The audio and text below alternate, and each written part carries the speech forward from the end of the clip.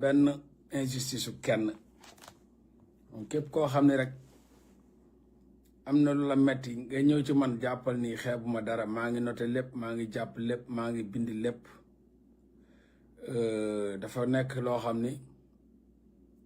il faut nga jël sa temps def ay investigation bu fekkee nit dafa ñëw ci man wala ñu ñëwendoo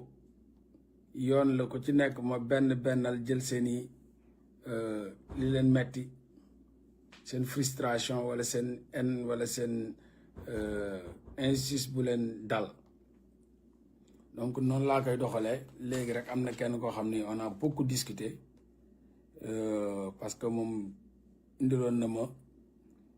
li ñu ko def injustice bu mu dund injustice boo xam ni depuis impôt domaine la ay seen suuf yi nangu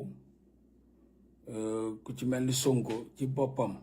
moo nangu suufu ab kilifa bu magoon ci réew mi ku yàgg depuis jamono Abdou Diouf joxe ko yenn yi mu jaay ko yenn yi et cetera ak des preuves tangibles ak des documents yoo xam ni sax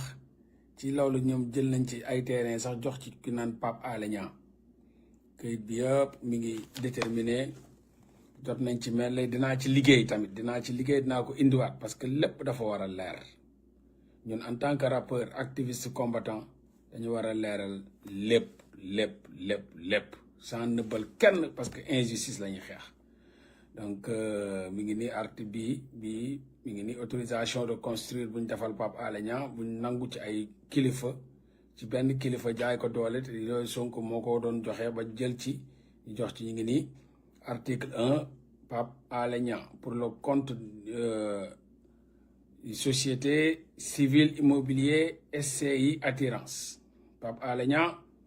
né le 1973 et le 24 10e mois à Dakar numéro de téléphone am journaliste demeurant à Dakar agissant pour le compte de personne morale donc lépp construction d'un immeuble sous-sol et cetera yëpp documents yi ngi nii Ngor donc aéroport zone de recasement donc c'est des documents qui sont là lépp dinañ ñëw nan lañ récupérer suuf si nan lañ ko joxee nuñ ko séddowee et y a monsieur Ousmane Sonko aussi mi ngi nii monsieur Ousmane Sonko affaire 129 rapport objet monsieur Ousmane Sonko bu mu def demande de régularisation par voie de bail mooy terrain bi ñu jox Pape Alé monsieur Ousmane Sonko a sollicité la réquisition par voie de bail l'occupation une parcelle de terrain 6 au 6S une superficie de 384 mètres carrés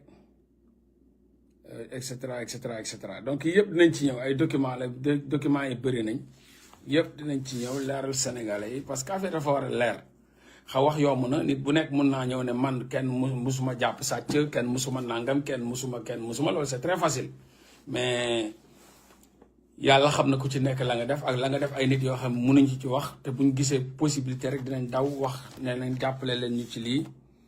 ngeen dimbale ñu parce que ñi ngi dund injustice donc aussi waa université Thiès ñoom it indi nañ seen naqar nee nañ tey ñoom dañoo nekk ci grève ñoom ba léegi amuñu lu ñu bëgg donc tey l'université de Thiès maanaam Iba Der Thiam dañoo tëj restaurant yi mu ne nos restaurants sont de nouveau fermés après la journée sans ticket annoncée par les amicales l'université Iba Der Thiam de Thiès gars yi tëj nañ ko étudiants yi ñu ngi foofu di galérer sonn trop ñu mënul ñibbi seen kër ils demandent d'aide aux bonnes volontés pour qu'ils nous viennent en aide financièrement matériellement ceeb xeebuñu dara donc suñu étudiants yi ñu mel ni ay ndongo tarbiya ndongo daara yu wër di saraxu parce que tout simplement état bi a failli à sa mission nga gis devant tout le monde ñu taxaw assumer ne ñoom dañoo lajj donc ay aveu d'échec yoo xam ne dañ ko wone et d'irresponsabilité donc voilà jégalu tuuti ci retard bi c'est normal parce que ay nit ñoo may téye di ma wax seen man tamit aussi dama am sama job bu ma joobee ba pare am naa pour mun a ñëw wax ak yéen mais ay nit yoo xam ne ñu ngi wax li nekk seen xol di wax li leen metti di la jox ay mbir doo la ko dagg da ngay déglu nit man da ngay bul xeeb nit da ngay déglu nit yi ñu wax la lu leen naqari lu vider seen xol parce que ci yow lañ ko yaakaar ginnaaw yàlla ci yow lañ yaakaar ni war nañ mën a wax lu leen metti ci yow lañ yaakaar ni war nañ mën a vider lu nekk ci seen xol ci yow lañ ko yaakaar donc da nga leen di déglu nous les gardiens de la révolution la vraie révolution nga xam ne fekkee nañ Abdou Diouf fekkee Abdoulaye Wade fekkee Macky Sall fekkee Sonko ak Diomaye te bokk ñu ci benn régime ñooñu ñooy gardien de la révolution aucun politicien ne peut être gardien de la révolution benn politicien mënu ko doon parce que politiciens ils sont là que pour leur gueule ils sont là que pour eux c'est pas des gardiens de la révolution donc voilà ñi nga xam ne bokkuñ ci benn parti politique ils œuvrent pour leur nation ñoo foofu la gardien de la révolution mën a nekk donc on est le gardien de la révolution ñu fekkee combat yëpp nga xam ne mun nañ nettali combat yëpp parce que yëpp lañ fekke bu ci nekk taq nañ ci rip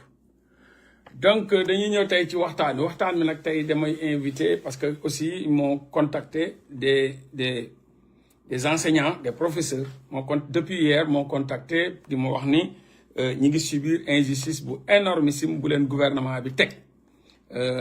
jël ci seeni salaire dagg ci seeni salaire yóbbu jaay leen doole ne da ngeen di grève bu ñu nee enseignants yi nag mooy ñu ko tàmbalee ci primaire maîtres yi ak enseignants yi et pourtant université seen professeurs yi dañoo grève ñi ngi grève ñi muñ jël ci seeni salaire parce que injustice totalitaire ñu bàyyi ñi nga xam ni ñoom ñooy professeurs yi nekk université nga xam dañuy grève ñoom jëluñu ci seen salaire dem di jëli ay enseignants dem di jëli ay maîtres jaay leen doole te gis ngeen avant ñu ko def aussi Sonko génn na ci assemblée nationale menacer les enseignants menacer le corps professoral ne leen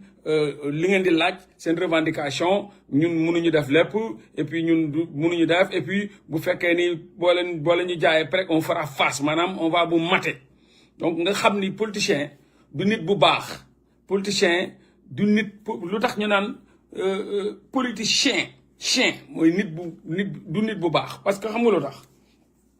durant tout le temps que Ousmane Sonko nekk opposition il avait un discours mielleux discours bu neex discours jàmm vis-à-vis des peuples discours ku bëgg peuple bi discours ku yéene peuple bi jàmm discours koo xam dafa taxaw pour xeexal peuple bi donc lu mu nekk opposition yëpp musu ñu ko dégg mu radical vis-à-vis de son peuple musu leen menacer musu leen wax ay arrogance musu leen woon dara parce que da doon di yoot pour téye ci pouvoir bi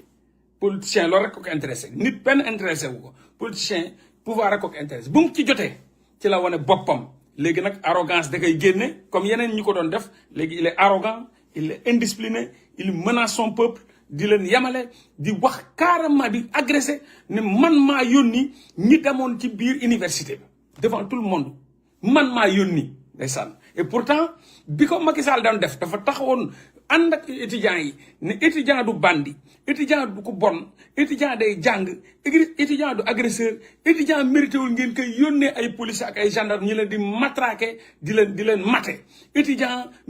war leen woon am problème sax ba leen bañ a fay seeni bourse dafa ndaw bourse du dara bourse waru leen am gouvernement Macky Sall ak lajjam Macky Sall ak ngoneem moom moo tax muy am problème pour fay bourse mais bourse benn gouvernement bu baax waru am problème pour fay bourse ba di dem di agresser des étudiants di leen rey di leen gaañ loolu c'est énormissime c'était ça le discours de Ousmane Sonko même pas 4 ans 5 ans donc ñëpp kontaan ci un discours flatteur un discours de menteur un discours populiste léegi nag ci kaw loolu mu nax peuple bi jox ko pouvoir bi bañ ko joxee pouvoir bi léegi nag c'est des menaces envers les étudiants mu taxaw ne moom ce politicien là qui avait un discours mielleux mu taxaw avec devant le peuple sénégalais ne man yéen étudiants yi man maa yabal foofu noonu maa woo Bamba Cissé ne ko dugalal foofu ci biir université bi li ma doon tere maa ngi koy def dugalal ci biir université char de combat yi dugalal ci biir université bazooka yi yóbbul waa BIP brigade d'intervention polyvalent yóbbul waa BIP yóbbul mooy police élite bi demal nga matraqué leen demal nga rajaxe leen man je m'en fous je suis un politicien je suis un menteur je suis un mythomane je suis un populiste gëwuma dara ci li may wax lii laa doon yot jot naa ci téye naa ci sama loxo donc il faut ñu matraqué leen donc policiers yi dugg fa BIP dugg fa nga xam ne ñoon brigade d'intervention polyvalent la il faut que ça soit très grave situation pour ñoom ñu mun leen yónni Ousmane Sonko yónni ñooñu char de combat yi taxaw gars yi dugg biir université massacre étudiants yi ñii di tëmb ci ay fenêtre ñii di daanu ñii di damm ba ñii di dee tout ça te pourtant Ousmane Sonko nee na ñooñu moo leen fa yónni Ousmane Sonko adduna di dox ba Ousmane Sonko ñëw taxaw peuple ne ñooñu man maa leen fa yónni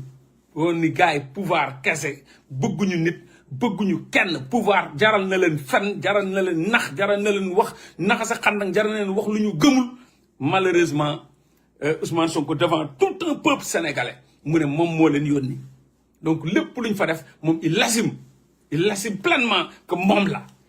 mu fenloo nag ay coggam yeeg jàggam yeeg mbalitam bi parce que mbalitam bi dañ doon génn naan du Ousmane génn ne man maa leen yónni ils vous ont matraqué donc ñun Ablaye Ba ñoom ñoo ko rey kon Ablaye Ba Ousmane Sonko moo ko rey parce que ñi fa dugg ba mu dee ñooñu yomal xiyam di ruu Ablaye Ba di yàlla dina indi Ousmane indi Ablaye Ba ne ko kaay kii lay yaa taxaw devant tous les Sénégalais ne kii deem yow da nga cee bokk parce que lu tax yow yaa ne yaa yabal ñi nga xam ñoo fa dugg ba moom mu dee ci donc moom il va répondre à ses actes devant Allah subhanahu wa taala fii nag c'est le monde mun nga nax ku ne mun nga fen ku ne mun nga mais fii ñu ko dàqoon fen foofu suuf sàng ne leen tey jii mënul luñ seen bopp dara kon tôt ou tard suuf dina ko sàng mu dese moom ak Allah subhanahu wa taala rek mu laaj ko ne ko yow yaa taxaw peuple sénégalais yow yaa taxaw ak Sénégal yëpp taxaw nga ne yow yaa yónni coy yi yow yaa yónni bàcc yi yow yaa yónni policiers yooyu noonu doon këdd moto yi policiers yooyu doon dóor étudiants yi policiers yooyu doon dugg ci biir fac bi ba boy di tëb ci ay miir ay 4e étage ñii di damm ñii di seen lépp ñii moxoñoo ñii dee ci dee bu ñaaw bu metti nee na moom il assume te kooku day bu doon jamonoy opposition bi mu doon def xalaatul assumer loolu donc kon pouvoir rek la doon wër jot na ci nit nag buy yot dara kuy yot du sëqët da ngay neexal discours mielleux mensongère wax loo gëmut promesse non tenue tout mais bu mu ñëwee gis ngeen li mu def malheureusement il l'a assumé devant tous les Sénégalais léegi nag yematu ci même le corps professoral daf leen menacé ne leen soit ngeen ñëw ñu wax lu ñu wax mënu leen ko on fera face donc c'est voilà le discours des politiciens ñi nga xam ne fekk na yàgg nañ ci àdduna am expérience ak politiciens yi lii du leen bett xanaa ñi nga xam ne rek mooy les nouveaux venus les tirailleurs du Sud Beauté de la révolution du Sarkozy ñooñu nga xam ni les tirailleurs du 21-24 rek la lii di jaaxal mais ñun lii jaaxaluñu parce que les politiciens seen discours opposition ak ñëw ci pouvoir c'est différent bu ñu nekkee ci opposition bi ay muus lañ markat lañ muus day mar rek la ñu nekkee dañuy mar rek donc bu ñu ñëwee nag ci pouvoir bi muus moomu day mujjee doon gaynde parce que dañuy ñëw lépp changé ñu gis force bi gis pouvoir bu ñu am gis doole bu ñu am gis kàttan bu ñu am gis mën-mën bu ñu am dañuy gis seen bopp nag bu boobaa nag muus moomu doon mar peuple am day mujj doon gaynde mu mujjee di lekk peuple am voilà la vraie politique africaine la politique bi nga xam ne ñun moom lañ tàmm te ba léegi musul am rupture donc nit nag ne nettali ci làmmiñ borom bala dàqee donc am na professeur yu ma contacté damay jël kenn on va discuter ci ñoom nan lañ déggee menace wu Ousmane Sonko yi et puis buñ surprise bu ñu am bu ñu xëyee rek ñu wàññi ci seen salaire ponk jël ci xaalis ñii 150 000 ba 200 000 jël nañ ko ci seen xaalis muy loo xam ne jaay nañ leen doole jaay nañ leen sañ-sañ donc ki nga xam ne moo doon wax naan étudiant du bandi moo mujj di écraser ay étudiants ne moo leen yónni ki nga xam ne moo doon wax enseignants yi seen revendication c'est loyal c'est digne c'est légal tey jii moom moo ñëw di leen menacer ne leen wax ji day jeex wala on fera face mais je pense que étudiant xaw ma kuy daw waaye les étudiants ñooñu duñ daw je sais que pertinemment que les enseignants ñoom duñ daw parce que ñooñu c'est des combattants yàgg ci combat mu ngi mel ni les rappeurs yi du ñu daw parce que c'est des gens qui ont yoo xam ne ils ont grandi dans le combat citoyen donc ñooñu benn parti politique wala benn mouvement politique mënul ñëw fii menacer leen ba ñu arrière wala benn daw xanaa nga reyanteeg ñoom rek mais duñ daw duñ deltu ginnaaw donc on va essayer de prendre un professeur un de leur ñu waxtaan ci situation yi nga xam ni ñu ngi koy dund jamono ji ñoom professeurs yi ak ñoom enseignants yi nga xam ni gouvernement bi daa mujjee ñëw kidnappé leen nangu seen jël ci seeni salaire donc asalaamaaleykum wa rahmatullah wa barakaatu. maaleykum salaam wa rahmatullah Mollah maa ngi lay ziar. delloo ziar mbaa yaa ngi si jàmm. waaw sant bu baax di la màggal. ok vous êtes professeur. oui effectivement je suis professeur. Professeur en quoi? Bon, professeur là, je servir, mais je veux garder l'anonymat. Ok, d'accord. Ok, mais qu'est-ce qui s'est passé la fin du mois? Say mars yu bari ñoo contacté ne dañoo gis ni seen salaire dañ ci ponctué dañ ci jël xaalis ñan lañ jël déjà xaalis ci seen salaire. Bon, fi mu ne nii mënuma wax ne ñii la parce que wax dëgg fa yàlla ponction yi dañ ko def de manière anarchique si de manière hasardeuse teguñu ko ci benn base légale parce que bon je ne sais pas base légale mën na nekk parce que nee nañu képp ku nga xam ne yaa ngi grève am na état bi am na droit wu dagg sa salaire par rapport ak jour yi nga liggéeyul mais li nga xam ne rek moo ci metti mooy dafa am ñu nga xam gënal jege téléphone bi allo waaw bismillah waaw ma ne vas-y am na ñoo xam ne dañuy grève ñu dagg seen salaire ñii grève wuñ ñu dagg seen salaire da ngay bokk ak nit benn école ngeen bokk presque même jour yi nga xam ne yéen a ngi fonctionner am même emploi de temps bi par exemple muy ñëw lundi ngay ñëw ak mercredi ak vendredi moom muy ñëw lundi mercredi vendredi ngeen di observer doo moo doot lii ñu kii bi teg ñu dagg yow par exemple 91 000 kii ñu dagg ko 20 000 ñii grève ñu dagg leen maanaam doo xam sur la base de quoi la ñu daggee salaire yi. incroyable maanaam dañoo ponctionné daal ci à leur guise ci nu mu leen neexee. maanaam dañuy gëmm daal dañ doon gëmm daal di jël xaalis jàmbur yi daal. te li ci gën a métti nag enseignants yi mooy lan. mooy supérieur bi grève na fi jamono yee kenn daggule. ñun ñu grève ñu dagg mais nag dagg bi sax bëgguma ci insister parce que ku fi xeex en matière de lutte y a pas d'arme conventionnelle ñoom ñu ngi dagg ñun ñu ngi ci suñu xeex waaw ñoom nañ arme boobu lañ am di ko jëfee ñun nañ am suñu arme di ko gréver affronter leen ba ëllëg rek ñu xool kan fan la wànnent di féetee ki gëtam parce que Macky Sall def na fi lu ëpp loolu dagg nañu fi réquisitionné nañu fi dugal nañu gendarmerie enquête nañu fi lu ne def na ko fi ba ne woon dañuy dàq mais ba ñu continuer rayanteeg moom fa mujjee xam nañ ko bon nag moom ñoom nañ nekk ci liñ nekk ñu nekk ci luñ nekk rek après ñu seet lan la parce que fii kenn du fi dee parce que ñu ngi nii dañoo woor te deewuñu donc ndaxam nag yàlla moo ñu rayul sakantuma la un mortel comme nous. donc xaalis bu ñu dagg maanaam dañ doon gëmm di daggaate daal kii 20 000 kii 30 000 ñi nga xam ne ñoo xam ne sax grève bu ñu dagg leen maanaam daal dañ doon jël ci nu mu leen neexee daal maanaam nguuru tâtonnement nguuru koo xam ne day lu ko neex lay def quoi je m'en foutisme loolu mais yow qu'est-ce que ça te fait qu'est-ce que ça te fait en tant qu'enseignant. allo. oui. bëgguma sax di utiliser yenn concept yi ay je m'en foutisme ak nangam. Parce que je suis un membre de l'administration, je suis un adjoint, je suis un employé de l'État sénégalais. Donc il y a certains concepts que je ne saurais les utiliser. Non, ne vous inquiétez pas. Lolo maintenant que utiliser en tant que acteur. Non, pardon. Attends. Lolo maintenant que utiliser en tant que engagé, en tant que rappeur, en tant qu'activiste. Donc c'est mes termes. Mais man mun ko utiliser. Donc lolo c'est du banditisme, c'est du vol aggravé là. Man mako wax waxoko. lu ma gis noonu sàcc la li ma gis noonu xaaral ma tuuti le grand lu ma gis loolu sàcc la banditisme d'état la vol aggravé la loo xam ni mais yow léegi qu'est-ce que ça te fait bu dee ñoom Sonko malgré yow ay suivre nga ko je pense que peut-être xëy na jàppale nga ko sax bu ñu ñëwee ci yor nguur venant de Sonko mu def ko tey loolu mu doon xeex tey mu def ko tey mu teg ko enseignants yi qu'est-ce que ça te fait moom Sonko ak Diomaye le mot qui revient. Le mot qui revient, sur toutes les langues. En étant à la salle des profs aujourd'hui, dans un grand lycée où il y a plus de 170 professeurs, le mot qui revient dans toutes les organisations syndicales, dans tous les panels,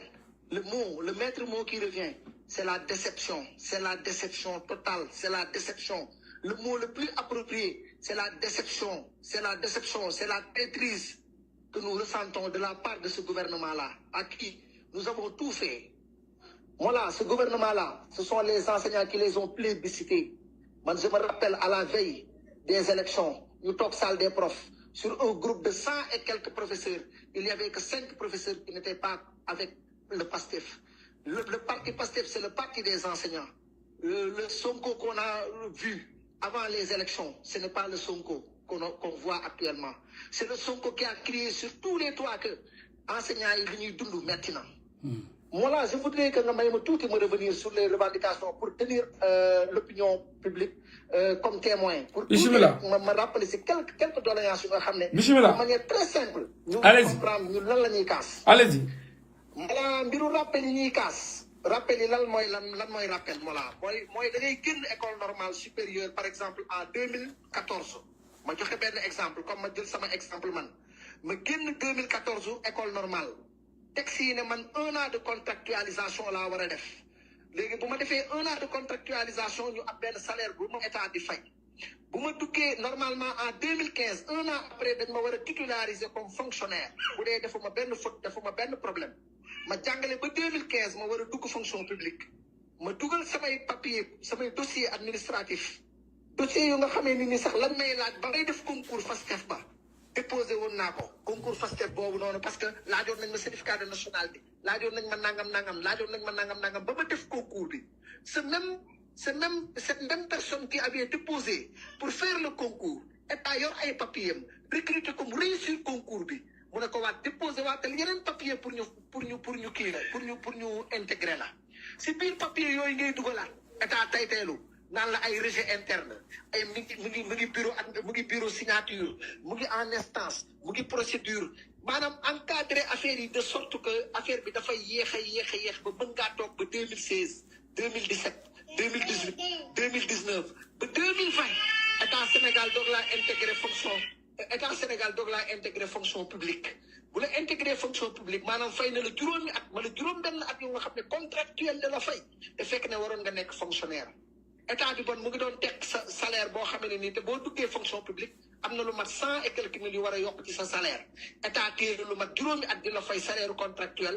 ay neet nga di ko jàngaleen ay doomam élèves yi di jàng normal yow ngay souffrir ak sa famille léegi boo duggee fonction publique juróom-benn at yooyu mun a téye yeexal la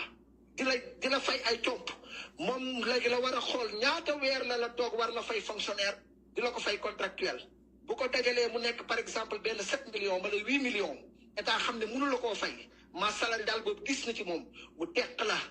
lu mat ay 60% de fiscalité yow kay au contraire yaa yeexal nit ki da ko waroon a fay ko indemnité de compensation parce que yaa ko yeexal waaye nga yeexal ko ba pare tekkaat salaire am au moment où da ngay gis enseignant bu la woon bulletin de salaire am ñu bindal la rappel 6 millions bindal la net à percevoir 2 millions 700 ba pare dugalaale salaire bi ci biir amul duñ ko def émission spéciale duñ génne benn rubrique bu lay wan ne la maanaam weer bii lii la weer bii lii la da ngay tëb rek jot benn somme boo xam ne xamoo soo ko jooyee maanaam dañ lay rey di la def yoo xam ne nga gis loolu moom mooy problème bu rappel yi ñu ne lii kat mënuñu ko continuer di dund mënuñu ñëw yeexal ñu ba pare mënuñoo ñëw yeexal ñu allo. waaw ñu ngi lay déglu yow rek la ñuy déglu. mënuñoo ñëw yeexal ñu ba pare wëlbati ko war ñoo fay ay indemnité de compensation yu teg suñu rappel yi comme pas possible Mollah boo ci jotee sa xol bi day jeex tàkk da ngay gis ko toog 9 ans intégration war a di xaar rappelu intégration fi ñu nii au moment où nous sommes rappel d' intégration yi ñu fay mois de février ñañ intégré woon 2021 la ñuy fay nii kon ana ñañ intégré woon 2022 ana ñañ intégré woon 2023 ana waa 2024 ana waa 2025 ñooñu kan la ñuy jox seen rappel d' intégration enseignant yaa ngi dund loolu noonu voilà dégg nga da ngay loolu mooy problème mu rappel yi ñu koy dund di ci souffrir yaa ngi dégg da ngay gis koo xam ne da ngay am sa diplôme à 33 ans wala à 32 ans war a dugg fonction publique état tay kaylu di lay yeexal ba nga am 35 ans 36 ans mu tay kaylu doog laa recruter def le décisionnaire pour lan pour que salaire bi du bëri pour que boo retraité li la état di fay du bëri pour que doo am couverture médicale yow ak sa njaboot boo retraité maanaam di def ay système de vampirisme bu doy waar bu nga xam ne noo mën a seeñaatoo jàngalekat yi yaa ngi leen koy def léegi jàngalekat yëpp a démotivé kenn bëggatul nekk jàngalekat te métier bu noble la métier buy formé la métier bu dara gënut la mais Sonko li mu ñu digoon yëpp ak yaakaar gi ñu tegoon ci moom yëpp moo mën a falu nii soppeeku complètement nii man de damaa jàpp ne man la chose politique je me suis désintéressé te nit mënatumaa wax lu ma gëm parce que man Sonko ni ma ko gëmee woon barki Seydina Mohamed mu jaraloon ma dee man foogu ma woon ne Sonko moom dina ñëw di ñu def nii rus tàng dëgg la ñu def. waaw mais loolu du enseignant yi kese def na ko ay combattants yi def na ko ñu bari def nañ il a menti sur toute la ligne parce que li mu doon wax gëmu ko xamu ko ne musul nekk ci nguur donc da doon wax noonu rek da doon chanter rek de le coq a chanté et cetera da doon chantonné rek quoi da doon chantonné donc mais ñun qui avait espoir que bu ñëwee dina am rupture dina am changement rupture ci seen bopp la changement ci seen bopp la mais maintenant bu nga ko déglu Assemblée nationale ak son discours très arrogant menaçant naan ay on fera face et cetera mais qu'est-ce que ça t'a fait en tant que Sonko bi nga doon dégg muy wax Sonko bi nga doon dégg muy yor un discours mielleux discours bu ñu doon naxaatee ndakate loolu lépp après les chemins fleuris qui mènent jamais à la gloire après nga gis un Sonko menaçant. personnellement xeebuma ko dem moom mais man dama xeeb sama bopp man maa xeeb sama bopp parce que man jàpp ma woon ne man avec man sama niveau intellectuel bi ma am man fooguma woon ne nit dina ma mën a rouler à la farine nii ba yàlla may ko jàmm labat ma baab ma ba ma gëm ko ndekete yoo maanaam gis nga genre Sonko yi man li ma ciy seetlu mooy lan mooy nit kuy labat rek ñëw ci benn kër di neexalaate ay 5000 di neexalaate ay 10 000 di jaay ne damaa baax buy dem ñëpp naan ay kii de moo baax waa ji moo baax mu takk jabar ba pare dugal la ca kër ga nag commencé xaat ci kurpeñ jëmale sa kanam billahi wallahi loolu laa gis ci Sonko mi kii nax gëm ñu nax sax man sama bopp man merewu ma ko de man ñun ñi mu nax ñun ba jël nguur gi ñun ba wëlbati ko waat ñun contre ñun nii wëlbati ko waat contre étudiants yi nga xam ne le 21 juin boobu noonu bi ko état Sénégal bëggee incarcéré le mouvement populaire qui a eu lieu à Dakar tout est parti de l'université Cheikh Anta Diop de Dakar les étudiants l'ont cru les enseignants l'ont cru demoon na ba Macky Sall taxé les enseignants de politiciens parce que ñun ñoo ko doon mettre les bâtons dans les roues loolu yëpp ñu teg koog moom di séminénoo ak moom gëmandoo koog moom mu wëlbati ko waat di ñu menacer nii et puis man damaa xamul nan la premier ministre di taxawee naan ay nous ferons face wëlbati ko naan ay man j'assume yóbbu ay militaires policiers ci biir université amoon na benn waa ju doon wax ci affaire ay homosexualité ba ma yëgee ne dañoo am ku koy surveiller xaw ma ay sécurité man maa ne sécurité boobu. waaw mais c'est l'arrogance loolu laa loolu arrogant il faut être arrogant dafa fàtte doguma la. comme benn xale ñun biñ nekk buy fayantoo ay booy songal dóoral yooyu ay nañ cooki man yooyu man maanaam discours Sonko bi mooy discours bi ma yoroon jamono ñu daan football ay tournoi football nga xam ne dañ daan dem ñu gagné ñu mbala ñu kii ñu xeex fa ne coupe bi du dem man Sonko boobu laa gis nii man Sonko discours bi muy tenir nii man c'est le discours que je tenais quand j'avais ay 13 ans 14 ans di football yi di xeexi ci ay nawetaan ak yooyu mais nii ma toll nii man Sonko moomu mag fuuf mais man discours bi mu yor nii billaahi man du ma ko yor non ku responsable du ko yor discours menaçant la mi ngi koy wax sax ki nga xam ne mooy Jamra nga xam ne ñoom bu ñuy xeex moom Sonko moom mënul sax dox bu magu Mame Matar di xeex Jamra maanaam ñooñu ba dugal affaire loi góor jigéen biir assemblée nationale ak ndem si yàlla si yaakaar naa ni boobu kenn xamu ko woon donc bu demee ba taxaw biir assemblée nationale populiste kile naan ay man sax maa waxoon man bu ma gisee benn waay bu taxaw naan ay man dama am garde dama ne dama nga jëli garde corps yi dama nga nangu garde corps yi c'est-à-dire c'est quelqu'un qui a oublié Allah subhanahu wa taala c'est quelqu'un koo xam ni un va-t-en-guerre quelqu'un koo xam ni pour toroxalaate wàññiwaatee c'est-à-dire yaakaar naa ni yàlla dina ko woon boppam parce que lépp nag lii rek xam nga lu tax yàlla woon ñi lii déglu ma man damay fàtte Mollah Mollah est-ce que xam nga ne jàngalekat mooy seule corporation bi nga xam ne day dem war a corriger ji bac état même si yàlla si Abdou Latif Gueye ndeysaan mu toog lu mat 3 mois 4 mois 5 mois di jot paiement am est-ce que xam nga ne enseignement mooy fi nga xamee ne nii sa rappel di nga toog 7 ans 8 ans doog see jot est-ce que xam nga ne jàngalekat mooy ki nga xamee ne nii hiérarchie A1 bi nga doon yow tolloog magistrat bi bala tolloog keneen ak keneen kooku mën na laa fay 2 fois est-ce que xam nga ne jàngalekat mooy le parent pauvre de cette administration Sonko gëm loolu fu nekk sur tous les toits que ne bu ñëwee nos peines seront dissipées ñu gëm ko ànd ak moom c'est ce Sonko qui est retourné contre nous. Mais qu'est-ce que vous envisagé de faire lan li ñu envisagé à travers tous les panels et tout le maître mot reste la mobilisation et le combat man nee naa leen kii cesse de man c'est ce que j'ai tenu partout nee naa leen kii cesse de combattre cesse de vivre la vie est un éternel combat. Ouais. L'homme il est fait pour combattre. Il est fait pour combattre contre les lois de la nature. Il est fait pour combattre ses propres vices. Il est fait pour combattre avec la société qui a un regard blessant. Il est fait pour combattre. Qu'est-ce que cette vie-là? Si toute personne qui ne veut pas combattre va mourir. Il y va de la sélection naturelle des espèces, pour reprendre le terme de Darwin. Puis le combat va continuer et les gens sont prêts. Quitte à ce qu'ils nous coupent nos salaires, quitte à ce qu'ils nous fassent sortir de cette administration-là, qu'ils nous éliminent nous tous, le combat va continuer. Le combat va continuer.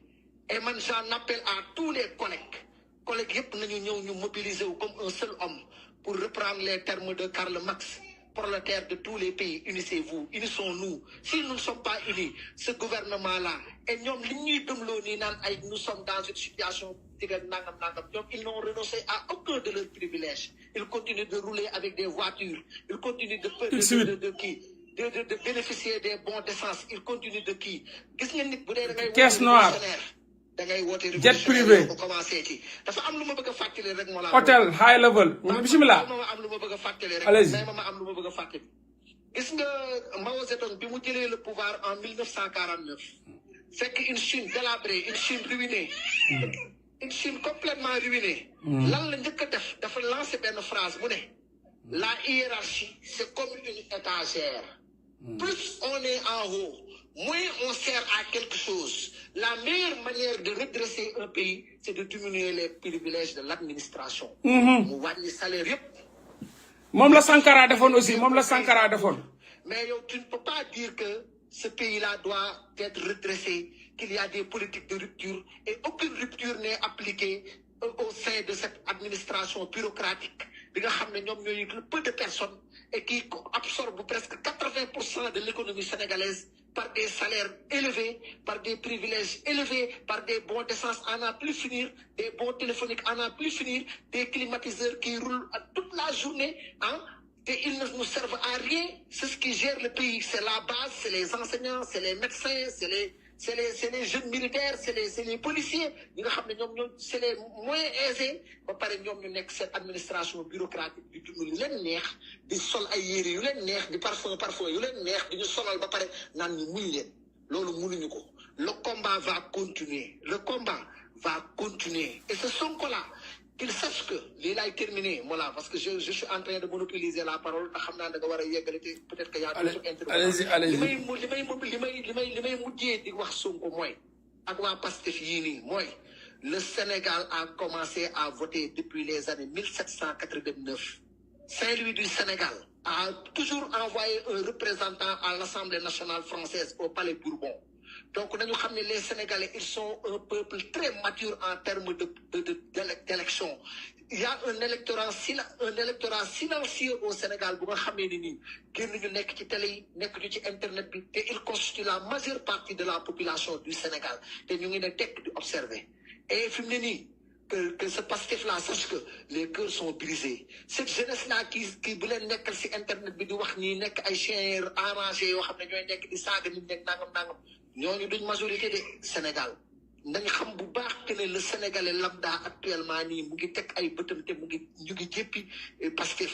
ils n'ont qu'à changer de cap, ils n'ont qu'à changer de comportement pour se réconcilier avec ce peuple qui les a plébiscités au rendez-vous du scrutin. Mais est-ce que aussi amul ben aveu, est-ce que mom amul ben aveu d'échec limu woné nan nga ko trouver à l'Assemblée nationale bu mu affaire sida daf né nañ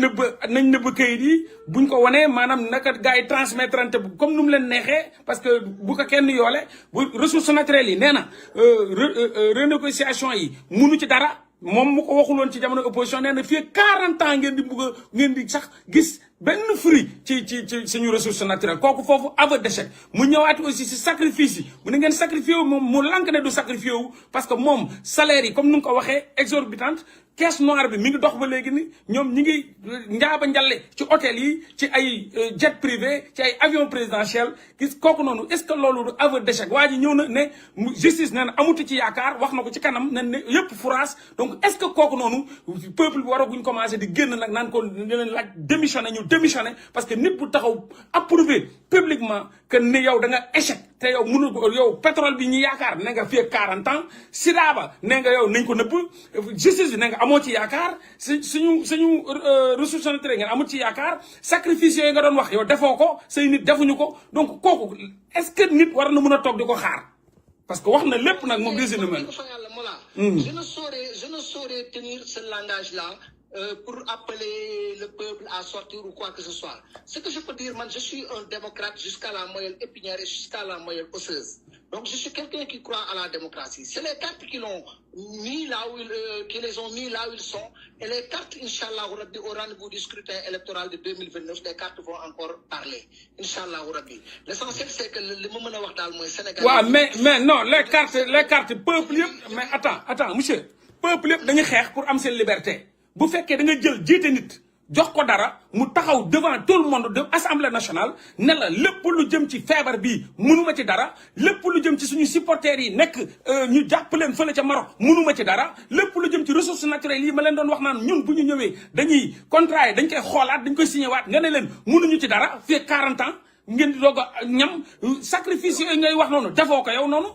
justice bi nga ne amoo ci yaakaar mais kooku noonu bu dee peuple bu éveillé la bu doon Canada la bu doon États-Unis bu doon France la bu doon dëkk yu baax yi la seen nday yu baax seen baay baax heure bi dañuy génn ci mbedd mi ne leen di leen rappeler ne dañu war a démissionner parce que nit boo xam ne mënul assumer loolu mënu ko kooku dafa war a démissionner buñ ko réclamer dafa war a démissionner buñ ko réclamer wul dañ ko war a démissionner loolu. Chaque peuple a sa trajectoire et ce qui est valable au Canada peut ne pas être valable au Sénégal. dëkk yu baax yëpp laa la wax nag. C'est extraordinaire lu mu wax noonu dafa grave c'est aveu d'échec. Je ne saurais appeler à une non c'est mais dëkk yi ma la wax ñoo am démocratie non attends monsieur excusez-moi monsieur attends excusez-moi vous parlez de démocratie mais monsieur mais on s'écoute. Vous parlez de démocratie. Vous n'êtes pas plus démocrate que le Canada. Vous n'êtes pas plus démocrate que les États-Unis. Vous n'êtes pas plus démocrate que la France ou Belgique. Donc, amu leen peuple bu gën a démocrate ñooñu bu leen ñooñu seen dëkk la dañuy génn kon yow mënoo gën a amoo benn démocratie boo xam ni mun na gën a élever seen démocratie ba ñoom ba nga xam ne boo leen tene xaaral déglu bàyyi ma développé non bàyyi ma développé. Non, mais c'est ça. Nous aussi, Sénégalais, nous connaissons la démocratie. Ouais, mais non, vous connaissez rien de la démocratie. C'est pas vrai. Vous connaissez pas la démocratie. Il n'y a pas de démocratie au Sénégal. Vous le connaissez pas. C'est pas ça. Vous ne connaissez pas la démocratie au Sénégal. Il faut sortir pour connaître la démocratie. Au Sénégal, c'est le banditisme. Il n'y a pas de démocratie. La démocratie, c'est le pouvoir du peuple. Non. Les Sénégalais ont connu le pouvoir du peuple depuis très longtemps. Depuis la révolution d'or de Souleymane Baal. Donc, on n'a pas de leçon à recevoir. Vous me parlez d'histoire. Mais l'autre, ça n'est le débat. L'autre, nous n'avons pas débat avec vous. Chez eux, ils légalisent l'homosexualité. Chez nous, nous ne l'acceptons pas. Ici, nous acceptons la polygamie. Chez eux, ils n'acceptent pas la polygamie. Nous n'avons pas les mêmes références. Non, nous n'avons pas les mêmes références. Ouais, donc, mec, tu as utilisé la démocratie. Non, tu as utilisé la démocratie. Donc, nous, nous, Sénégalais, mais dañu wara commencer di génn légui bu génn bobu nga né non démocratie non c'est archi faux démocratie mo and nit yi wara génn di marche c'est mi ngi ci biir mi ngi ci démocratie mi ngi vous êtes activiste vous êtes dans votre rôle oui. Mais moi je ne partage pas cette opinion avec vous ouais c'est normal Je ne partage pas cette opinion. Ouais, mais c'est la démocratie qui me l'exige. Non, non, moi je suis pas d'accord. C'est la démocratie qui m'exige. Ni dara metti na ma génn mi ngi suñu constitution. C'est la démocratie qui me l'exige. Ne me dis pas que dama wara tok taxaw ni nit nous ne sommes pas encore à ce degré de point culminant au point de pouvoir aujourd'hui sortir parce que on ne peut pas sortir d'une période de crise entre 2021 à 2025. Au moment où nous sommes en train actuellement de penser à un redressement du pays, faire entrer encore cette jeunesse-là dans une logique de confrontation qui va nous mener à quel... Non, je te parle de marche, les marches pacifiques. Je te parle... a besoin de souffler. Mais monsieur, on s'écoute pas. Mais monsieur, on s'écoute pas. Une femme qui vient de sortir d'un ménage très difficile, nous avons réconcilié avec un autre mari. Mais monsieur, on s'écoute pas. Il faut qu'on s'écoute quand même. Wax neex na mais day dégluwante am na solo. Yow yaa ngi may wax waxu xeex man dama wax marche laa la wax marche pacifique génn parce que un premier ministre bu def benn aveu d'échec devant l'Assemblée nationale wane ni lépp question yi ñu ko teg d'actualité yëpp dafa daw nee na université moo fa yónni nit yi ñu matraqué sida bi gars yi ñu ngi koy transmettre volontairement ressources yi mën nañu d'ici 40 ans sacrifice yi mu lank ne du ko def suñu doom yi nekk Maroc moom mu ne mënu leen fa génne justice mu ne amatu ci yaakaar ma ne la loolu noonu nit yi mën nañ gën dox yow tu penses que buñ génnee dañ la war a matraqué dañ la war a rey nañ dégluwante très bien moo tax waxtaan dañuy dégluwante merci beaucoup là tu comprends voilà bu ma parler de redressement ok léegi yéen ponctualité yi ñu def jël ci seen salaire est-ce que kon mënu ma ko tuddee redressement ne moom dafa ñëw ne tàngat ci seen salaire yi pour redresser pays bi peut-être waaw mën na nekk conception bi ci am ne ko wax dëgg yàlla mënuma la. non amu conception bi de yow par rapport à sa wax laa développé. C'est un combat que nous sommes en train de mener. Okay. L'État a ses armes, nous avons nous avons les nôtres. Donc nous allons nous battre, nous continuer cette lutte-là jusqu'à ce que maintenant les choses puissent être réglées. Et comme li ma la ko waxee rek adduna bi loo ci gis rek xeex lay commencer mais ci jubóo lay mujjee heure bu ñu jubóowee bu ñu ko yéenee delloo ñu ko ñu jël bu ñu ko delloowul tamit ñu xam ne c'est le prix à payer. Kenn du fi dee mooy li ma la waxoon rek kenn du fi dee. waaw non c'est que yéen xam nga Sonko dafa indi dafa leen traumatiser parce que même bu ñu waxee marche sax vous pensez que nit yi dañu war a génn ñu rey leen. donc loolu c'est normal psychologiquement vous êtes traumatisé. fii ay tapet amuñu fi de. non man maa lay wax marche pacifique yow nga naan ma ay non moo tax ma wax la quoi je parle pas de tapet jugé wu ma kenn. donc maintenant. marche pacifique gars yaa ngi koy def ñu ngi def suñuy grève ñu ngi def suñuy plan d'action. ok plan d'action bi bu ci marche pacifique amee def nañ ko temps yii leen nag on avait sonné une mobilisation au niveau de toutes les IA du Sénégal dégg nga. ok temps yii leen def nañ ko fii def nañ fii benn marche pacifique ici à Thiès. d'accord les enseignants moi je parle du peuple de tout le peuple sénégalais. jusqu'à la mairie. Ouais. Donc on est en train de dérouler nos plans d'action. On va continuer, cette lutte va continuer, la mobilisation ne vient que de commencer. Le combat sera mené. Ouais, ok, merci beaucoup, monsieur. Vous parlez de vous, des enseignants. Moi, je te parle du peuple sénégalais. Vous êtes juste ben maillon de la chaîne. Moi, je parle du peuple. Sonko, vous me taquez fort, xaar. Sonko, vous me taquez fort. Waxul ak enseignants yi kese. Nañ dégluwante. Sonko, vous me taquez fort. Waxul ak yéen kese. Ressources naturelles, c'est pour le peuple, c'est pas pour les enseignants. C'est pour tout le peuple sénégalais. Aveu d'échec mu ne d'ici 40 ans ngeen di ñam sax benn dara lay nuru kii te ñu ne ñoom ñu ngi exploiter pétrole beeg gaz bi que ça c'est le peuple sénégalais éveillé digne taxaw jàmmaarloog benn nit bu leen waxoon ni bu ma ñëwee dinaa contrat yëpp laay signé waat contrat yëpp laay changé waat damay renégocier les contrats moo retourné na la fii de li affaire yi naax saay na maanaam ñi tee ñi yëpp maanaam dama leen doon nax mënuma ko ci affaire yi donc fii 40 ans donc sacrifice c'est pour le peuple. ñi jàpp Maroc ça c'est des fils du peuple justice bi c'est pour le peuple donc man je te parle du peuple je te parle pas des enseignants léegi dama la génne ci sa cadre en tant qu'enseignant di la poser en tant que benn nitu peuple bi c'est-à-dire un citoyen sénégalais loolu laa lay poser question. ban attitude la ñu war a def. waaw ma ne lan mooy attitude bi nga xam ni bu ngeen demee ba gis benn premier ministre bu génn def aveu d'échec publiquement devant la nation sénégalaise. voilà yaa bëgg a dégg sama attitude bi ma la wax mooy xaar ba élection 2029 ñëw ñu dem voté ji waat. d'accord waaw yow enseignant bi mais ñun ñoo leen di génne ñun parce que loolu yow du sa liggéey loolu suñu liggéey la ñun. merci buñ ci tollee ñun dinañ leen génne. incha allah donc voilà léegi lan ngay terminer par rapport ak yéen li ngeen seen li ngeen di xeex lan ngay terminer lan ngay wax enseignants yi lan ngay wax élèves yi gis naa ni yéen a ngi waajal ay grève ah yéen a ngi waajal ay grève. waaw li may mujjee daal moom mooy lan. la lutte continue le combat continue c'est le prix à payer. En matière de guerre, il n'y a pas d'armes conventionnelles. L'État a ses armes, nous avons les nôtres. Nous allons utiliser nos armes jusqu'à avoir gain de cause. Ou bien l'État aussi, s'il peut, ou bien s'il veut, il n'a qu'à nous tourpiller, il n'a qu'à nous piétiner, il n'a qu'à même renoncer à la fonction enseignante, qu'il y ait plus d'enseignement au Sénégal et la vie continue. Un mortel ne peut pas nous empêcher de vivre.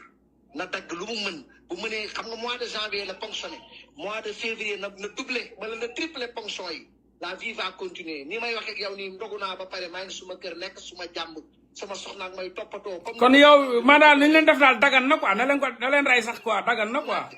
waaw nañu rey ñun tamit bu ñu ko mënee rey nañ ko rey parce que ñun le combat va continuer incha allah rabbi lu mu ñu mënal na ko def. ok lu mu la mënal lu ko def moom de toute façon nee na moom. ok mais léegi. ok ah d'accord c'est dommage hein après le gouvernement foofu ngeen mujjee ak moom ndeysaan benn gouvernement 2 ans même après c'est des menaces c'est des intimidations c'est et cetera léegi lu may jeexale da ngeen am ay grève yi ngeen di waajal wala. Mais le mot d'ordre actuellement, on a un mot d'ordre qui court jusqu'au vendredi 6. Ah, instant yi jàngu leen. Non, instant bi ñu ngi ci grève tey rek c'était grève totale démb c'était débrayage lundi débrayage 9h mardi débrayage 9h. Vendredi c'est grève totale le 6. Et c'est un mot d'ordre qu'on avait publié, ça fait juste une semaine avant. C'était bien avant même qu'on ne soit informé qu'il y a eu des ponctions. Mais que le gouvernement sache que au prochain mot d'ordre qui sera décrété, Inch'Allah Rabbi, il verra que les choses seront corsées, Inch'Allah Rabbi, parce que le combat continue. Le combat ne vient que comme... le combat vient... Ah d'accord, man xamoon ni yéen a ngi ci grève donc instant yi Sénégal gars yi jànguñu quoi.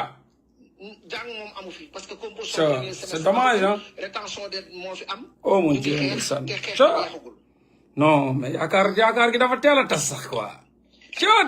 ku ñu ne woon Sonko ak Diomaye ñoo mën a toog fii même pas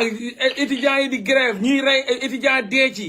professeurs yi di grève ñuy ponctuer seen salaire di jël non mais c'est pas possible man affaire comme rêve ci man dama toog ma ne est-ce que lii man la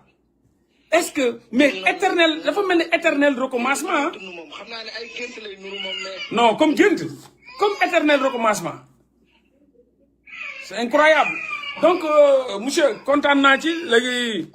waaw ma ne kontaan naa ci waxtaan bi c'est intéressant comme jërëjëf Mola jërëjëf kontaan nañu bu baax a baax jaajëf liñ fi wax lu ëpp nag ñu ngi jéggalu liñ fi wax lu baax yàlla liñ fi wax waaw liñ fi wax ma waxoo fi da waxoo dara da ngay kaasal sa bopp da ngay kaasal enseignant yi da ngay enseignant nga yaa ngi kaasal sa bopp di kaasal enseignant yi il y a une déception totale peuple sénégalais ñu ngi commencé ubbi seen bët yi le réveil sera brutal quand même gars yi dinañ yeewu de allah kulli aal dinañ yeewu ci nii mbaa ci ne léegi am na ñuy posé benn question moom lay tëjee sax seen xarit bi seen doomu ndey seen mbokk enseignant bi Dame Mbodj bi nga xam ne tey syndicaliste la woon ne woon ci kanam di jiite tey ñu rocc ko foofu noonu jàngaletul sànni na créé sànni na big léegi mi ngi ci bureau di encaisser des 5 millions à 10 millions donc nekk high level di nekk ci avion yi donc kooku lan ngeen wax quoi est-ce que loolu poussé wul nii dafa am lu ma jàng loolu laay tëjee quoi ci yow est-ce que gars yi wane wuñ ni xaar attends ma pare monsieur est-ce que wane wuñ ni jàng di rey sa bopp amutul njëriñ parce que élève bu dugg ci politique ba day mujjee am dara bàyyi fa moromu élève am bi nga xam ne moom nulaar la woon nulaar bi dugg ci politique bi am fa dara bàyyi fa kii bàyyam ci jàng dem yoonam bu dee ay enseignant ngeen kenn ki dugg ci ay syndicalisme dugg de kii romb dem yoonam doon lu ponkal bàyyi la fa yow mi nga xam ne yaa koy ëpp sax diplôme bu fekkee ni comme tey jii nga nekk benn enquêteur comme ku mel ni capitaine Touré nekk ci benn affaire di enquêter def du sale mujj am sa bureau di fay ak 8 millions am keneen ku la gën a gore gën la dugg di galérer est-ce que loolu wanewul ni politique c'est du sale ne ñëpp def politique parce que politique moom mooy yëfu salte mooy yëfu tekki mooy yàq der tam na nit dëmm yàq ko def du sale ba génn ci bàyyi fa say morom ci ginnaaw comme dàmb tey cas d'école boobu lan la lay jàngale yow. man ne li ma jàngaluma dara parce que damay gis ne sénégalais naturellement il est comme ça dafa am benn adage bu ma déggoon Saneex di ko wax parce que man lu may seetaan rek dafay am jàngat bu ma ci am Saneex daf ne gumba dama yàlla baal sax waruma ko waxee noonu ndax wax ci kii maanaam silmaxa ku yàlla muuri bëtam lu ci bëri buy dox day jël ab bant di ko doxee waaye heure bu ko yàlla may bët rek bés boobu noonu bant boobu daan ko jàppale di ko wan yoon moom day jëkk a damm sànni ko maanaam day wane ne ñu ci bëri rek adduna bii nii ñu ci bëri li ñuy wane ak li ñu mel du benn et sama maam daan na wax naan nee na nit ku amagul dara bul ne kii dafa yaru kii dafa teey parce que dafa amagul moyen pour xam wane jikkoom mais nit balaa ngaa xam jikkoom dëgg yàlla da koy may mu doon kenn gis nga nit ku yàlla may doole adduna ci ngay xamee ba xam dafa yaru ma la xam dafa xaw a teey bëri na nit ñi nga xamee ne nii bu ñu yorul mais ne di dund les vaches maigres dañuy labat nit ñi ba am leen waaye bu ñu faloo rek fàtte démb day mel ni ñoom ñi leen daan dañuy mel ñoom ñooy wëlbatiku waat sax di contre kii bi parce que da ngay koy xool ku mel ni Olivier Bocal nii il a été enseignant de professeur de philosophie am réussir concours impôt et domaine tey ji nekk trésor wëlbati ko moom mooy xeex enseignant yi boo demee ci IA yu bari ay enseignant la ñu woon ba ñu doonee IA ñoom ñooy wëlbati ko di joxe di mel ni ñuy xeex kii dañ koy commencé rek ci benn professeur tey jii nii rek yàlla may ko poste proviseur rek mais day mel ni moom musul nekk un enseignant te day nekk ba mu nekkee enseignant gréviste bu mag la woon mais bu gisee sax benn action buy grève xol bi day jeex sénégalais moo mel noonu ñu ci bëri bu ñu melee nenn ni rek dañuy fàtte démb waaye nag loolu du tee ñay baax ak non sénégalais nitu intérêt la sénégalais de nature nitu intérêt la quoi c'est que munul jàpp ni nit mun na xeex par conviction loolu mooy problème bi c'est-à-dire nu ñu mel lañ lay juger man nag sa gouvernement loolu la ma jàngal man nii ma gis nii conviction bi ma am bi ñu doon wane dama jàppoon ne c'est des hommes de principe et de conviction mais lii ma gis nii dafay wane ne nekkate Pepsi Cola Coca-Cola la rek que ne fii moom Sénégal ku fi dee yaa perte parce que benn pouvoir bu tax nga dee bu amee ña faatu woon tey jii nii ndax ñii ku leen yeewoon ne leen ñii bu ñu toggee ñooy nguuru nii ñooy wëlbatikuwaat contre le peuple nii ñooy faagaagal étudiants yi nii ñooy faagaagal jàngalekat yi nii ñooy am discours va-t-en-guerre bii ñooy def li leen nii ñuy noosee nii ñoom ñooy jënd oto assemblée nationale di seddoo seen biir ñoom gi nangam bindaaxi ñooñu duñu dee mais nag lu nax nañ ñu ba pare labat nañ ñu daal nax nañ ñu ba labat ñu ba jël ñu takk ñu waaye nag takk nañ ñu ba pare dugal ñu seen kër fi ne nii kurpeñ yaa ngi jóg waaye nag yàllaa fi nekk yàlla rek moo fi nekk jaajëf merci beaucoup jërëjëf donc voilà déception bi moom ci ñëpp la déception bi tas yaakaar bi fépp la parce que comme ni ñu ko waxee rek nit moom munoo xam jikkoom bu dee yorut bu yoree rek ngay xam jikkoom nit ku ñuul moom dafa bëgg nguur de nature et sénégalais yi de nature ñoom ñu ci bëri amuñu conviction amuñu ngëm-ngëm dañuy jàpp ni chaque jour il faut benn ñoom ay marionnette lañ quoi il faut que ñu am benn marionnettiste bu nekk ci ginnaawam c'est-à-dire ñoom mënuñu gëm ni nit mun na am conviction ni comme man sama genre gi nga xam dañuy xeex par conviction gëm lu ñuy def ba ci yàlla bu wàccoon nii ñu dem indi yàlla mun na nekk ci li muy ne parce que dafa gëm am conviction bu tëddee day nalaw parce que day xam ni amul doomu aadama ancien spermatozoïde futur cadavre buy dox boo xam ni mooy marionnettiste am boo ko naan defal lii wala defal laa wala defal ma lii wala defal ma laa kooku doomu aadama amu ko c'est-à-dire ndey jurugul doom boo xam ne man moo laa am na possibilité man na ma defal ma lii ma defal la lii kooku nit amugul sax fitam xaw ma lan la mais man yoruma kanamu nit bu am fit ndey jurugul Sénégal doom ci Sonko Diomaye ku mu mun a doon koo xam ne mun na ma fekk man gangster bu mel ni man nii taxaw am sama conviction am samay ngëm-ngëm am samay principe nga ne ma kaay ma fay la lii nga defal ma lii ku ko def sa ndey keroog lay gedd lum la juree ku ko def sa baay keroog lay gedd et je défie 18 millions de Sénégalais ku ndey jur Sénégal nga ne topp nga jëm ñu dagg sa cordon ombilical ba suñ jonn yàlla tey benn doomu aadama amul fit bu muy dund sama ndey ba léegi muy dund ba léegi ne ma kaay ma defal la li nga def lii ko kenn amu ko mais ñoom noonu la ñu mel de nature gëmuñu dara ay xar lañ mbaam xuux lañ bëy lañ dañ leen di sëf c'est-à-dire il faut ñoom ñu am marionnettiste bu nekk seen ginnaaw c'est-à-dire ñoom pour ñoom lépp lu ñu def rek am na ku nekk ci ginnaaw di leen defloo di leen def ñuy def nii donc lépp lu ñu def donc malheureusement peuple bi mel noonu adduna dinañ dund ñoom ñëpp ba dee duñ mës a gis développement parce que nu ñu mel la ñuy accuser nit yi nu ñu mel la ñuy sosalee nit yi parce que ñoom gëmuñu seen bopp déjà parce que ñàkk gëm sa bopp weesuwul nga taxaw fi nga taxaw beneen nit boo xam ne moom muy ancien spermatozoïde futur cadavre nekk sa ginnaaw di la commander ci li nga war a def ak ni nga war a doxalee kooku il faut nga ñàkk ngor dëgg il faut nga nekk un lâche xar sax day bañ xar sax day bañ même mbaam boo ko takkee di ko dëri di ko xëcc fenn day bañ mais nit bu mun a toog nii nit di la fay di la jox dara di la waxal ma fii defal ma lii xeexal ma lii non il faut être très lâche très yow sa dund sax amul njëriñ xaroo ko gën xaru moo ko gën donc loolu nit dañuy am na nag yàlla mënul xalak tout un peuple yàlla mënul xalak ñëpp bëri nañu xalku Sénégal ñoo xam ne gëmuñu dara dañ leen di fay di leen def loo ñuy def mais am na ñoo xam ni am nañ principe am conviction yoo xam ni bu yàlla wàccoon ci kaw suuf ñu répété ko ne man Mollah Morgun Mouhamadou Niass maa défié 18 millions de Sénégalais am ngeen nday am ngeen bàyyi juddu ngeen ci dama ne kenn ci yéen kenn 18 millions yëpp kenn ci yéen ndayam jurugul ku baax wala baayam koo xam ne ñëw na ci man mii ñi me fet am fit sax ñëw ba ci man banaa ma defal ma lii ma defal la lii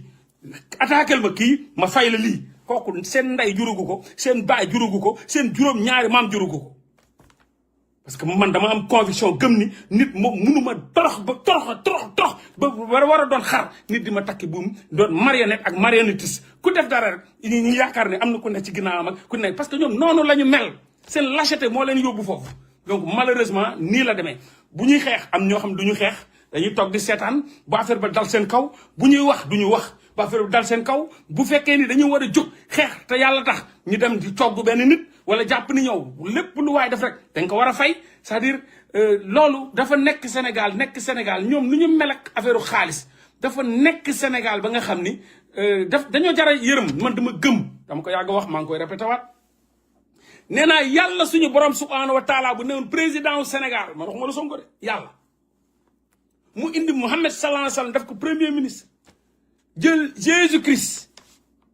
def ko ministre de l'énergie jël yonent yàlla Ibrahima def leen noonu ñoom ñëpp yonent yi doon ministre billahi ci peuple sénégalais bu hypocrite bi peuple naafeq bi peuple fenkat bi peuple dof bi peuple ñiy nelaw ñi duñ ko réussir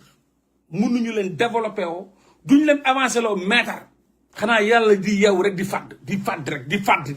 ba ñoom ñëpp dee wala ñoom ñëpp jeex mais mënu ko réussir moom ak prophète yi dañuy xëy teg télé ne man yàlla man a yeneen yi démissionné nañ complètement dama ne kuy développé Sénégal la mère de sa mère n'est pas encore née Sénégal nii rek lay mel genre Sonko ñoo fi ñëw ay fenkat di fen di kàcc di duul lépp lu ñu wax fen la ba jël nguur gi bu ñu jëlee nguur gi di menacer seen peuple di fen seen peuple du ñu wax dëgg seen peuple ñooñu rek ñoo la Sénégal di mérite léegi nag lu tax ñun ñu war a xoolaat sañ bopp mooy ni ñu mel la suñu njiit yi di mel Sonko ni ñun la mel jigéen na ay jikko jigéen la yor bu ñëwee assemblée nationale daaga sante xasante rek la fi nekkee xasante yow mii yow ma kii yow kee yow man nangam yow mooy yéen da nga mën a wax yow noppil yow man yow criminalisation doo ko wax di man maa ko war a wax parce que man au moins waxoon naa ko mais nañ ko bàyyi ci délit ay waay yow laay la ay waay man maa leen def comme jigéen di nga daaga sante xasante la nekkee biir assemblée réponse question boo ko jox daaga sant rek la nekkee comme jigéen comme gel parce que am na yoo xam ne du jikko góor say moroomu góor taxaw nga war a wax pour peuple bi nga ne fa di diggantante ka daaga sante ka xasante ka di damm loxo ka yow mii yow amoo looy tontu yow da nga noppi yow kii yow Mame Matar yow yaa ñàkk fayda Mame Matar yow da nga am ay ñu lay garde ay waay yow Mame Matar laa ilaaha illallaah yow man maa yónni yow man mii maa yónni Bamba Cissé ne ko dama nga nangu kii garde yi dama nga nangu ko waaye yow kii wuy sama ndey comme maccikatu Dakar loolu du yëfu góor lu yor jikko yu góor jigéen yooyu jikko góor jigéen la góor day dëgër góor du xas ay moroomu góoram nii bu taxaw di am ay garde parce que day xeex ay lobby ngay mën naa ko nangu maccikatu Dakar la xool ràccikatu dëxin la Sonko ràccikatu dëxin la góorewul na góore Sonko da góore doonul góor waaye saa yoo duggee biir assemblée nationale di xasante ka daaga sante loolu teguñu la ko fii yëfu jigéen la ay jikko jigéen la xaw ma foo ko formé woo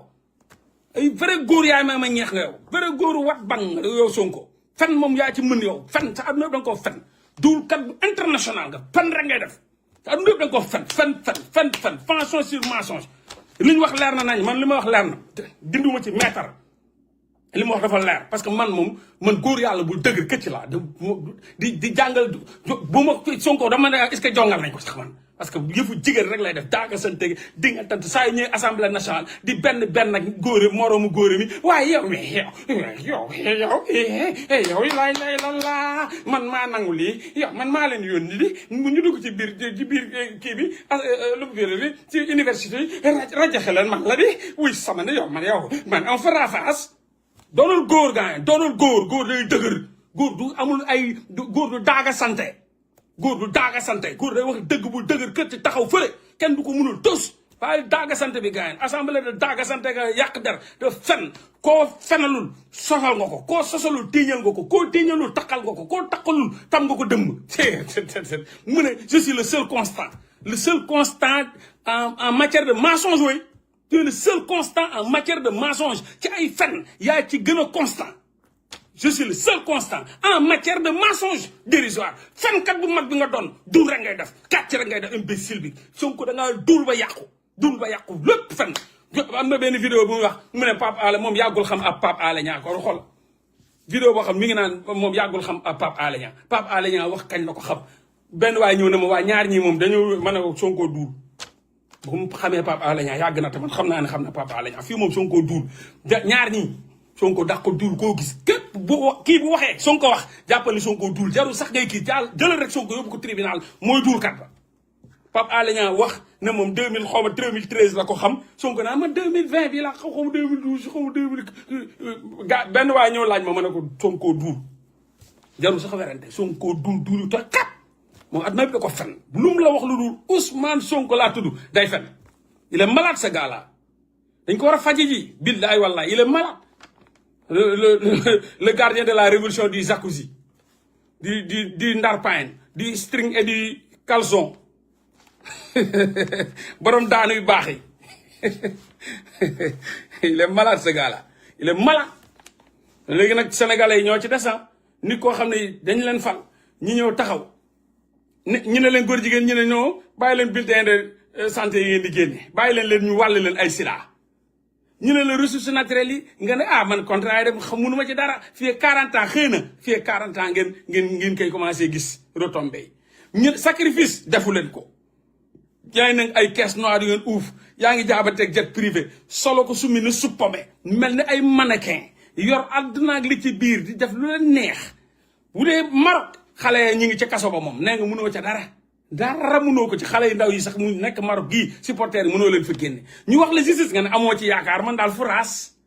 parce que fen rek da ngay doon fenalaate rek di kàccalaate rek di yàq der kuñ la fekk yaa ngi fenalaate te adduna yëpp da nga ko fen adduna yëpp da nga ko fen trafic d'influence faux usage de faux mensonge manipulation populisme c'est incroyable man damay saraan di vidéo yi nii mais dinaa ci ñëw damay saraan parce que dinaa teg vidéo yëpp benn par benn vidéo yëpp yu muy kàcc di wax ay wax yoo xam ni non c'est malade vidéo yëpp a ngi fi affaire Sweet Beauté day ñëw incha allah dinaa ne fi neen dama ko stand by man nag li ma wax leer na dama ne gars yi waxuma lépp lu ma wax du dëgg de dama ne affaire Sweet Beauté li ma doon wax du dëgg li Pape Alé Niang doon wax du dëgg lu Sonko doon wax du dëgg waaye lu ñoom waa Macky Sall yi doon wax du dëgg la vraie histoire ñu partisan wu Macky Sall waxuñu ko parce que ñoom viol lañ ko jiiñ te viol amul mais ñoom Sonko tamit seen partisan yi doon wax ne Sonko daa set wecc nang dañuy fen la vraie histoire n'a pas été racontée ni par la bande de Macky Sall ni par la bande de Sonko man leen la vraie histoire j'ai pris 2 ans ferme 2 ans de recherche 2 ans de recoupage d'informations 2 ans yoo xam ne dama dugg au fin fond de la chose 2 ans yoo xam ne dama am ay éléments yu factuels ay audio ay vidéo tout def samay benn dossier bu 10 këndëng Sénégal ba Sénégal je défie ku mu doon fii ci kaw suuf ku ma gën a xam affaire Sweet Beauté amul doxul fii kon li ma wax leer na nañ affaire Sweet Beauté laa lépp li ma wax ci affaire Sweet Beauté c'est pas vrai. J'ai découvert la vérité. Dieu m'a donné la chance et l'opportunité de découvrir ce qui s'est réellement passé de telle date à telle date. Donc l'affaire Sweet Beauté laa wax bu leer nañ ma ne ñi nekk APR waxuñu affaire bi ñi nekk Pastef waxuñu affaire képp ku ci wax da ngaa fen maanaam kee bu ñu waxee ne dafa violé c'est pas vrai waaye kii bu ñu waxee ne dafa set c'est pas vrai yépp nag ñun ñu ngi ko yor j'ai pris 2 ans ferme lépp képp ku ma tudd reconstruction des faits je le ferai Inch'Allah la reconstruction des faits je le ferai et j'ai commencé à citer des noms ñi ngi fii di dund di lekk di naan yor micro mun a tontu kenn tontu j'ai dit Pape Alé Niang est trempé jusqu'au cou il sait ce qui s'est passé il a les informations de vous travertir les informations il a menti sama grand Pape Alé sur toute la ligne il a détourné les informations il a travesti les informations monsieur Pape Alé Niang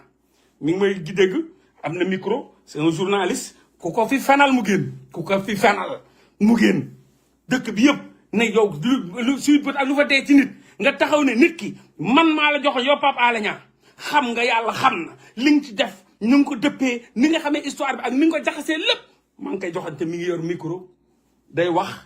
mun na expliquer homme de média la dañ ko lam ba mu ron taxawee ma ñëw taxaw ma ne Babacar Touré Kewelo lan ca liggéey xam nañ ko lan ca dëpp carte gi xam nañ ko lan ca fen xam nañ ko Babacar Touré Kewelo ni man la mel am na portable mi ngi live yor na micro mun na wax mu lépp ku ko fi fenal wax ko lu mu deful balaa ngaa tëdd ci kaw lal dina la tontu waaye bu ma koy wax ba léegi nii ne mi ngi def ay live am ba léegi mi ngi wax ci yeneen dossier mi ngi wax leneen mais lii moom da ko teg ba mu sedd guy mu dem parce que ba bu ñoom seen bopp def nañ démarche pour xool est-ce que kii ku ko wax loo wala fu mu xamee ñooñu xamal nañ leen ni kii day jaar na fi bu yàgg jël na fi information yépp yóbbu ko ku xam li muy wax la parce que ñoom lenn moo leen jaaxal nan laa def ba xam la réalité nan laa def ba xam la vérité te dox nañ parce que man nit woo na ma ne ma ñoom ñëw nañ fi di xool ba xam fan laa jëlee information yi fan laa xamee mbir ya ñooñu xamal leen ni kii jaar na fi ca jaaru njëkk ya récupérer lu fi baax yëpp luy dëgg bi yëpp yóbbu ko loolu moo tax Pape Alé ne salaw Babacar Touré mu ngay cité mu nekk fii di homme de média yor micro mun a wax yor ay page ne na salaw ma tegaat ci keneen encore ku ci mel ni Bamba Touré ma ne Bamba Touré xam na nu mu demee xam na lépp journaliste la mu ngi ne woon Leral TV ma ne la yor na vidéo sax vidéo dina mun naa la expliquer vidéo tout ma ne yor naa ay audiom yor naa léppam moom Bamba Touré ma ne Bamba Touré takk na ci rip xam na nu mu demee xam na lépp ils ont détourné l'information Bamba Touré te buy journaliste la nag am na micro am na lépp dégg naa ko sax am na ay gars yoo xam ma cité turam woo nañ ko fii yuuxu yoo déggaat naa leen doon ay man damay génn def benn live mu ne nee na yooyu yaay day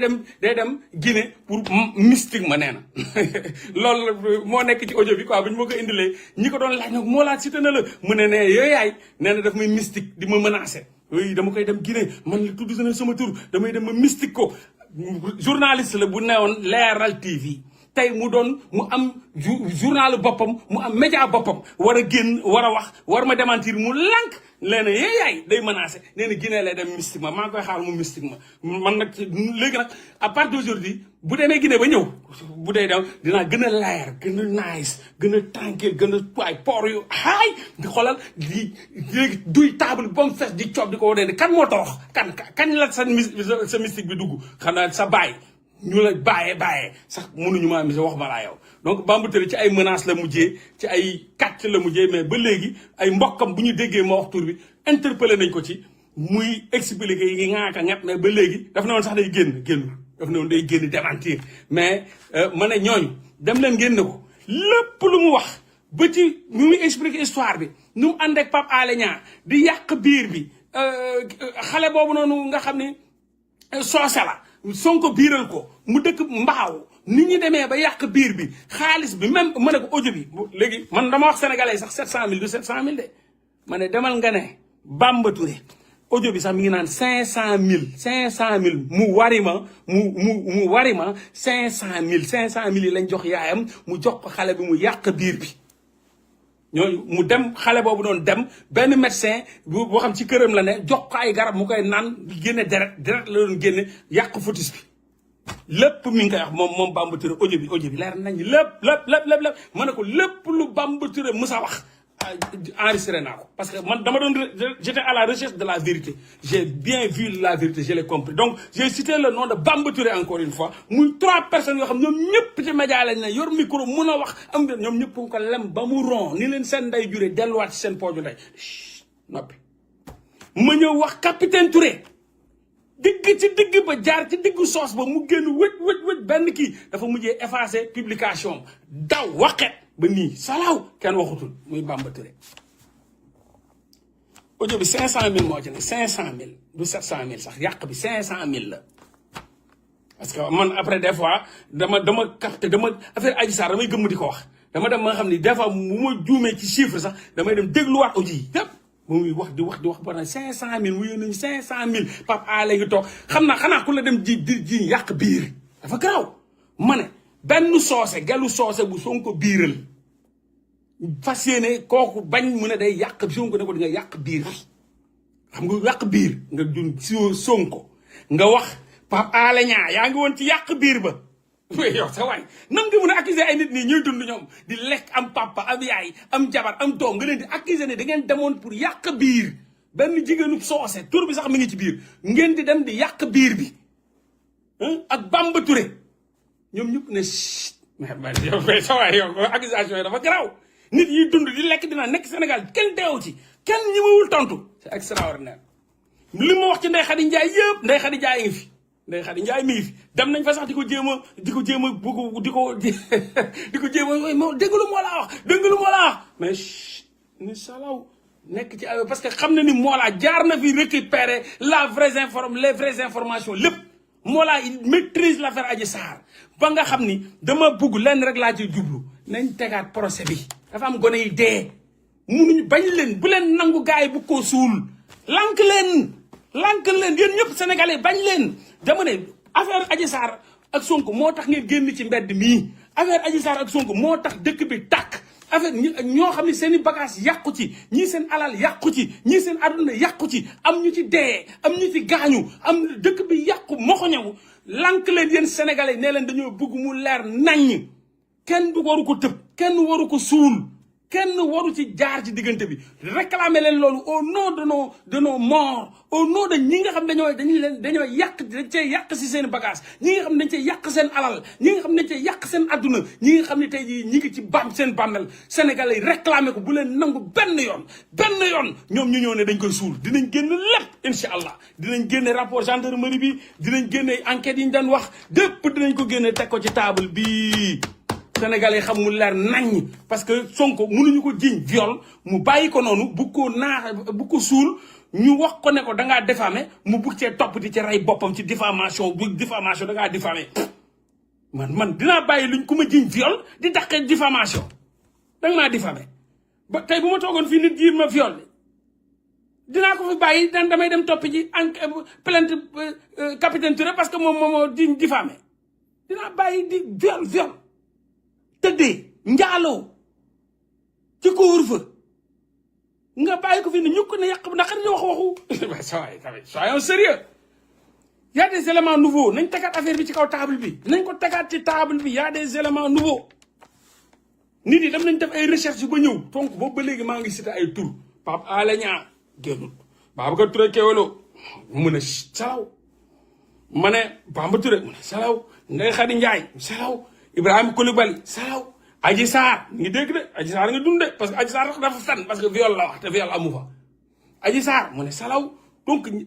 ma fi cité yëpp capitaine Touré salaw Sonko mu ne salaw ñëpp maa ngi ci ay tur ci dëgg bi di jaar ci dëgg bi ku ci nekk lang te de ñëpp ngi ne salaw dëgg bi man rek a ci wax man rek maa ci wax man rek nee na salaw donc maa ngi leen di xaar affaire yi moom mi ngi fii mi ngi ci ordinateur bi mi ngi fii dossier Adji Sarr Sonko day leer nañ kon le peuple sénégalais doit réclamer justice pour les événements du 2021-2024 justice à nos morts dañ ko war a réclamer waruñu ko suul waruñu ànd ñu ne justice du am lan moo tax justice du am justice à nos morts ñu ne lànk ne justice du am ñu ne Adji Sarr Sonko du justice du am mais li ñu accusé Sonko dafa grave dañ ko war a teg ci table bi lu tax ñuy daw lan moo tax bu doon leen wër ni dañ leen a accusé dañ leen fenal dañ leen sosal ci affaire Adji Sarr ñoom defewuñu ci dara laale wuñ ci taqewuñ ko kon kay dañuy teg affaire bi ci table bi lu leen ko tere teg ci table bi dañ ne le peuple sénégalais réclame justice sur l'affaire Adji Sarr Sonko ñu xam kan moo def lan ba ci wàcc avant affaire Adji Sarr Sonko ba mujj am ay dee ba mujj am ñu gaañu ba mujj am ñu tëj ba ñu mu lépp dafa war a leer loolu dafa war a leer pour la conscience collective dafa war a leer pour le peuple sénégalais dafa war a leer pour suñu askan bi nga xam ni dafa am lu graaw lu fi am loo xam ne ay xale yi dañ ci dee ay xale yi am 12 ans 14 ans 17 ans yu fi xajoon ay nit yoo xam ne xamuñu nu mu demee dafa war a leer donc man je m'engage ne la lépp loo xam ne wax naa ko ci affaire Adji Sarr Sonko au début j'ai été manipulé avant après avec l'arrivée de Bamba Touré de Stéphane Kabou, ça m'a réveillé la science, mes sens. Mon fille, il y a quelque chose qui cloche. Parce que vous n'êtes pas père ñëw ñi wax di wax ba fin bi après j'ai découvert que père day fen ma dégager ko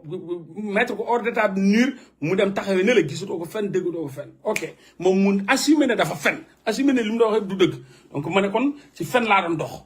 ma ne mais man homme de vérité là dama war a dem gëstu ji dëgg bi donc ça déclic boobu noonu avec l'arrivée de Bamba Touré ak ki nga xam ne mooy Stéphane Kabou avec Stéphane Kabou m'a contacté pour ne ma Bamba Touré xam nga ko ma ne ko déedéet mu ne ma non il a les bagages kooku il va te dire ce qui s'est passé c'est ça qui a amené le déclic tac ma commencé am ay sama mel ni ku dañ ma mel ni dama doon nalaw ñu mbéj ma tëll ma yeewu ni nii foofu nag la dëgg bi ma commencé dem profondément ci la vérité di dem lumière yàlla di ma woon lumière ma dem ba fin fond j'ai tout découvert j'ai tout pris les heures les minutes les secondes les tout teg ko donc ça dañ ko war a leeral dañ ko war a leeral au nom du peuple sénégalais ñu jël 5 milliards jox ko ay nit loolu yëpp dañ ko war a leeral au nom du peuple sénégalais warul dem nii kenn mënu ko suul dafa war a tegu léegi nag lan lu leen war a jaaxal mooy mais pourquoi moo laa di citer ay nit ñuy dund am papa am yaay am njaboot di leen accuser ci yu garaaw mais kenn du wax kenn yëyul kenn yàbbiwul dëkk bi na selaw mais laajte leen mais dëkk pourquoi dëkk bi na selaw pourquoi